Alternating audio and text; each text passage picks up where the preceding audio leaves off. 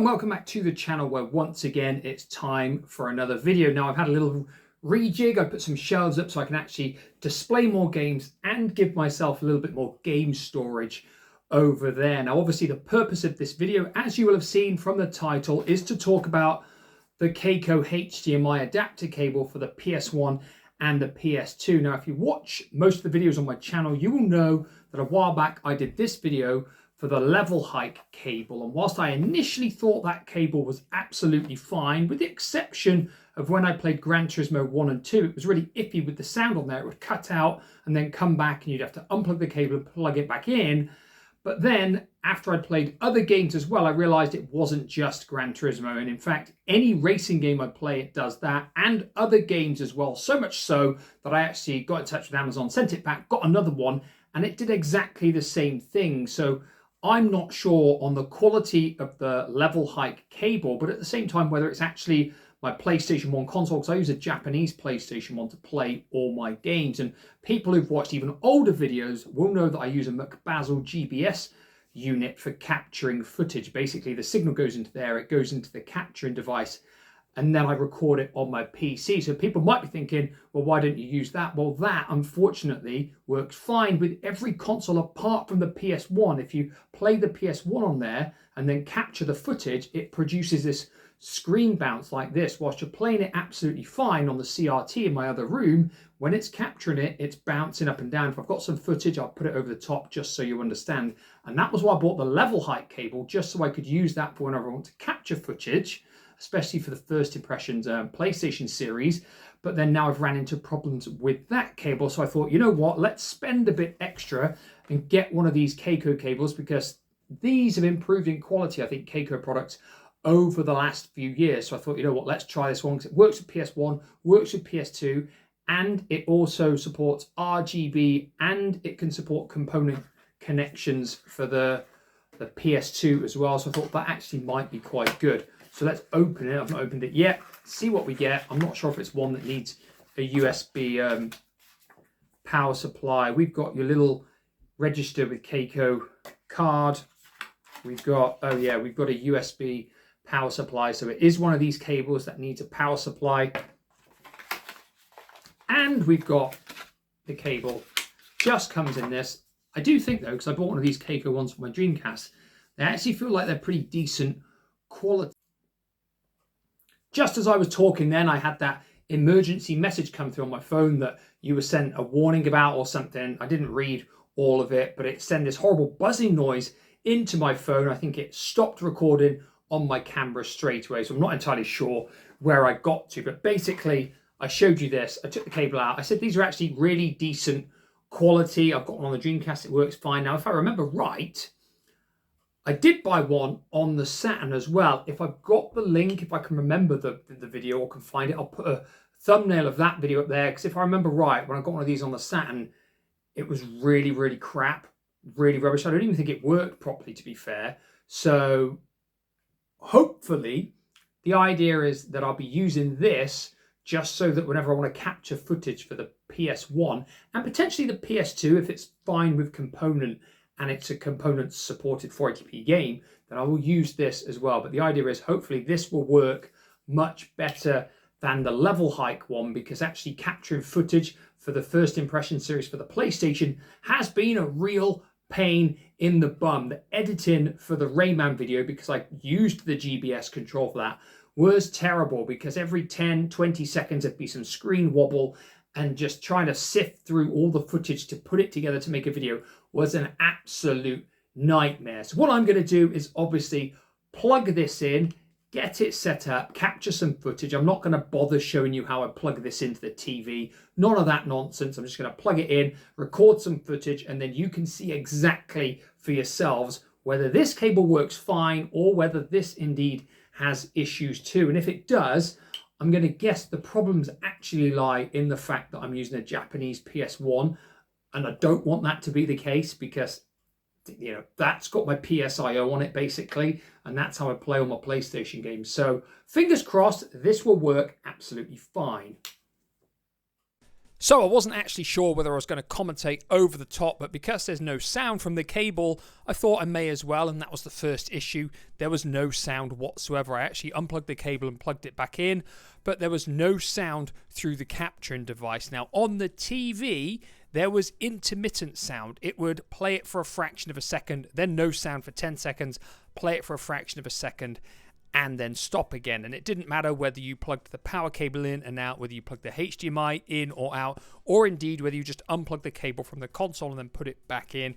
It was like that. And then the display became the same as well, especially once I tried loading a game. It was on, off, off, off, off, off, off, on for a fraction of a second, and then it would just stay off. And of course, the other thing you will notice is that it's automatically stretched the 4:3 image to fit the screen, and there is no switch on this unit to change that. It is automatically preset to do that, so you can't do anything about that, which is a massive hindrance when you're playing PS1 games. And of course, like my TV, lots of other modern TVs do not have the option to go into the picture settings and automatically force an image into 4:3 mode anymore. That's something that's really being phased out, I think, of TVs. So this cable, massive disappointment. I'll leave it playing for a few minutes so you can actually see what I tried when I put the game on. I tried a Gran Turismo game, obviously, because I thought that would be the best one to try just to see. But yes, pretty disappointing stuff.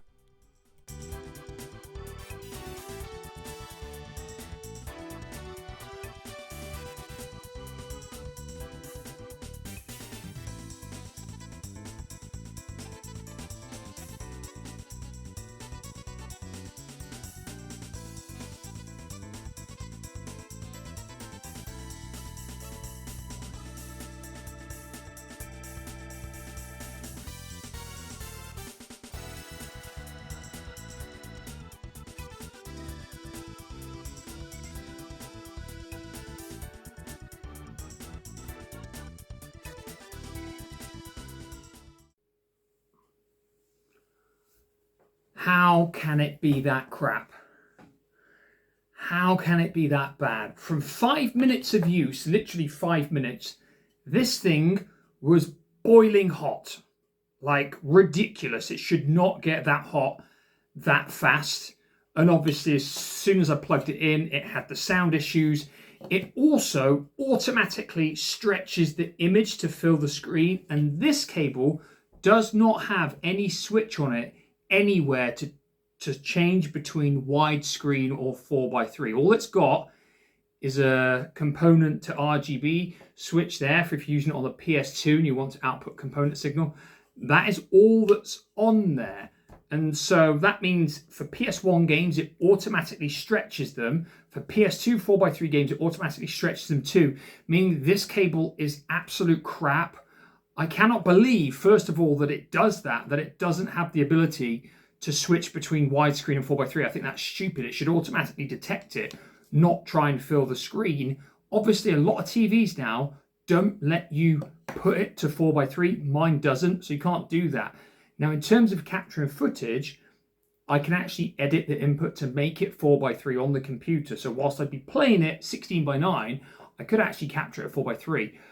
It wouldn't be ideal. And of course, the fact is the screen keeps going on and off and the sound keeps cutting out. It's terrible. This cable is a lot worse than the Levelhike cable. I can't believe that it does that. Even if it actually worked okay, the sound wasn't a problem. The fact it doesn't switch from 4:3 to 16:9 automatically and detect it that is absolutely stupid. This is a £35 cable. That Levelhike one's like $14.99, I think, and it's better. This is turd. I swear this is similar to the Saturn one that I had. The Saturn one was rubbish, and this one is absolute. I don't know what to say. Again, it says on here, designed for all PlayStation 1s and 2s from any region. So it's not because mine's a PS1, it's not because it's an NTSC console, because it says NTSC and PAL right there. So that's not a problem.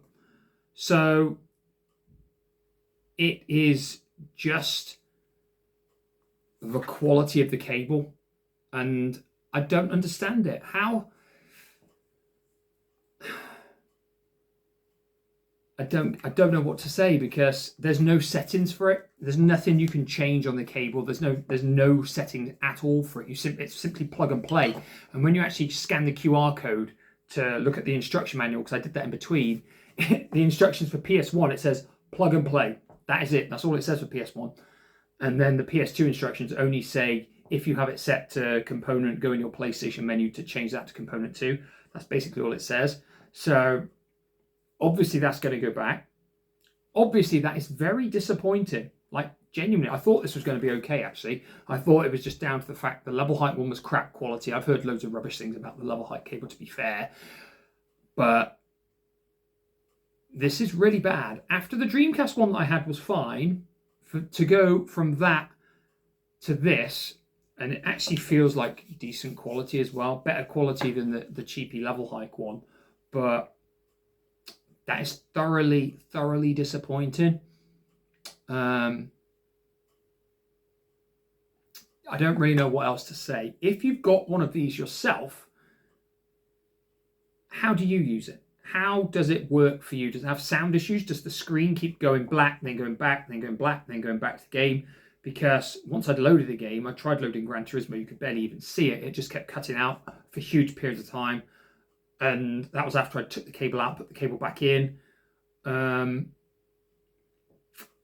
But yeah, probably the biggest thing is the fact you can't actually, it doesn't automatically detect if it's a 4x3 signal or 16:9. I think that's absolutely criminal for a 2025 cable not to do that. So yeah, let me know down below if you've got one, if yours does any of that, or if yours actually works fine. I imagine maybe yours might. Maybe it's my TV. Maybe I'm just really unlucky with this Hisense TV that it hates cables. I genuinely don't know the answer to it. Let me know your thoughts down below anyway, and if you've got any other suggestions perhaps that are cheap for me, because basically I don't want my PS1 in my living room on my HD TV. It's only when I'm capturing footage for games, I literally unplug it from the CRT, bring it in here, and I just need a cable that will actually function like my Intech gaming Saturn cable, basically, because that actually still worked fine. If I wanted to use that, I could. But I just need an equivalent like that for the PS1 that works fine, and it seems to be really hard to find. So let me know your thoughts down below, and like always, I'll be back in the near future with another video. Goodbye for now.